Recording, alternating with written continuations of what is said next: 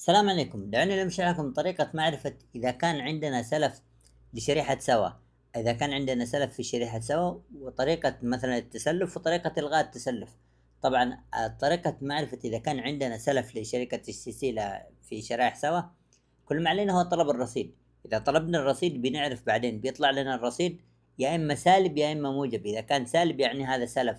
إذا كان سالب 5 يعني عندنا سلف 5. إذا كان سالب 10 يطلع زي كذا سالب 10، يعني عندنا مديونية للشركة 10 ريال وهي في خدمة تكمل. طبعا طريقة إلغاء الاشتراك لازم أول قبل كل حاجة نشحن البطاقة علشان ياخذوا السلف حقهم. بعد ما نشحن البطاقة وياخذوا السلف اللي موجود علينا، نستطيع بعدين ذلك إلغاء الخدمة. وطريقة إلغاء الخدمة أو طريقة تشغيل الخدمة بسيطة جدا، هي بطريقة رسالة نصين رسالة نصين رسالة الرقم اللي هو رقم 900 رقم شركة السيسي.